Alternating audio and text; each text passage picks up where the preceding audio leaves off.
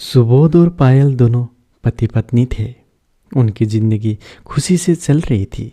सुबोध दारू पीकर बीच बीच में थोड़ा तमाशा करता था, पर पायल की चुप्पी से उसको भी चुप रहना पड़ जाता था। गरीब थे तो दोनों पति पत्नी ही मजदूरी करते थे। समय के साथ साथ इस गरीब परिवार के घर में एक सुंदर सी बेटी ने जन्म लिया। सुबोध चाहता था कि बेटा पैदा हो। बेटी को देखकर सुबोध बहुत दुखी हो गया। कहने लगा, बेटा पैदा होता तो कम से कम उसके काम में हाथ बटाता। बेटी तो दूसरे का घर संभालेगी। उसने बेटी को पाला जरूर, मगर दिल से नहीं। बेटी की ज़रूरतों पर वो बिल्कुल भी ध्यान नहीं देता था। पायल का बार बार कहने पर बेटी को स्कूल में एडमिशन तो कर दिया, पर ना ही स्कूल की फीस टाइम से जमा करता और ना ही कॉपी किताबों के लिए पैसा देता। हमेशा दारू पीकर बेटा जन्म न देने को लेकर पत्नी पर अत्याचार करता था। बेचारी पायल बहुत अच्छी और भोली भाली थी। अपनी बेटी को बड़े लाड प्यार से रखती थी। बचपन में उसका भी पढ़ने का बहुत मन था, पर गरीबी के कारण पढ़ नहीं पाई थी, तो वो अपने बेटी को कैसे भी करके पढ़ाना चाहती थी।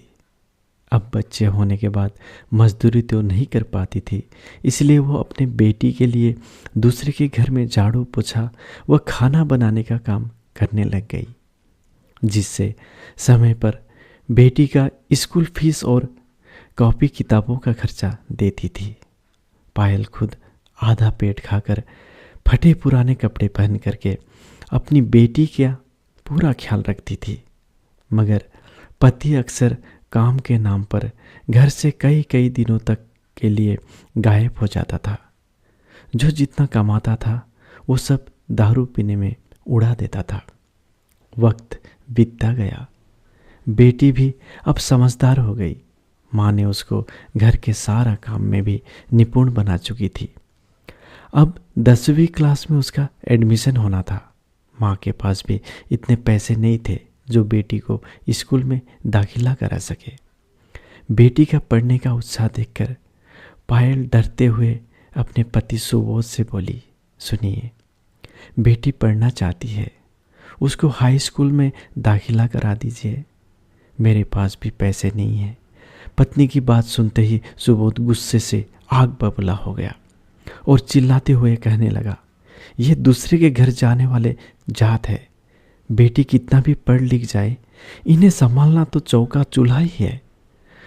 तूने बेटी को सिर पर चढ़ा रखा है, कहते हुए अपनी पत्नी पर झपट पड़ा। उस दिन उसने घर में आतंक मचाया।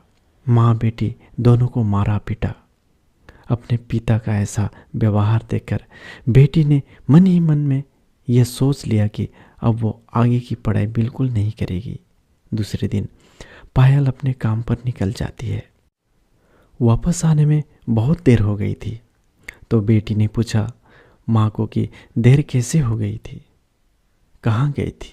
माँ ने उसकी बातों को अनसुना करते हुए कहा, बेटी कल मैं तेरा स्कूल में दाखिला करा दूंगी। बेटी ने कहा, नहीं माँ, मैं अब आगे नहीं पढ़ना चाहती। मेरी वजह से आपको कितना परेशानी उठानी पड़ती है। पापा भी आपको मारते पीटते हैं। ये कहते कहते बेटी रोने लगी।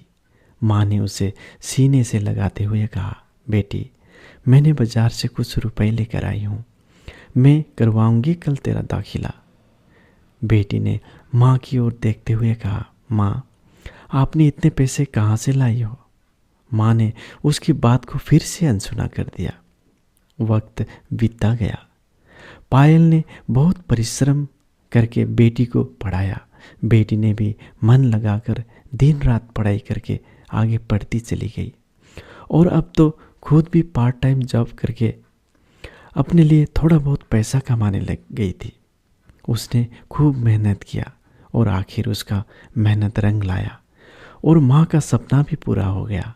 बेटी पढ़ लिख कर डॉक्टर बन गई। इधर घर पे सुबोध दारू पीकर हमेशा बीमार पड़ने लग गया था। पायल ने डॉक्टर के पास ले गई। जहाज में लिवर इन्फेक्शन दिखा तो डॉक्टर ने दवा देकर दारू ना पीने का सलाह दिया, पर वो कहाँ मानने वाला था। थोड़ा बहुत ठीक होते ही फिर पीना चालू कर दिया। एक दिन सुबोध की तबीयत ज़्यादा गंभीर हो गई तो पत्नी ने उसे बेहोशी की हालत में ही अस्पताल में भर्ती कराया।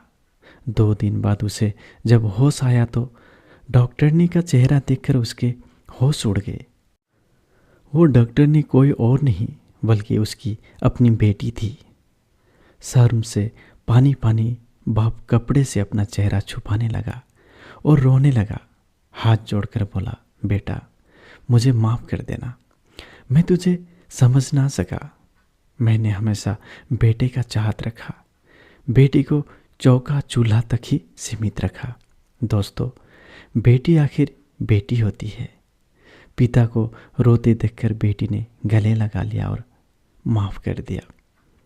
एक दिन बेटी माँ से बोली, माँ आपने मुझे आज तक नहीं बताया कि मेरे हाई स्कूल की एडमिशन के लिए पैसे कहाँ से लाई थी। बेटी के बार बार पूछने पर माँ ने जो बात बताई उसे सुनकर बेटी के पैरों तले जमीन खिसक गई, क्योंकि माँ ने अपना शरीर का खून बेचकर बेटी का एडमिशन कराया था। दोस्तों, माँ को ऐसे ही भगवान का दर्जा नहीं दिया जाता है। माँ जितना अपने औलाद के लिए त्याग करती है उतना त्याग दुनिया में कोई और नहीं कर सकता।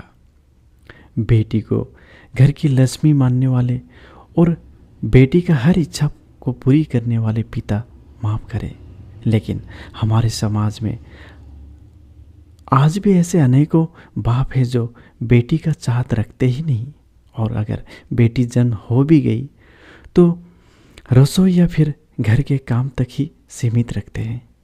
इस वीडियो को खूब से शेयर कीजिएगा ताकि ये कहानी सुबोध जैसा उन हजारों बाप तक पहुँचे और अपनी बेटी को लेकर उनकी सोच बदले और बेटी को भी पढ़ने या कुछ कर दिखाने का अवसर मिले। दोस्तों, कहानी कैसी लगी? अगर अच्छी लगी तो चैनल को सब्सक्राइब ज़रूर कीजिएगा। धन्यवाद।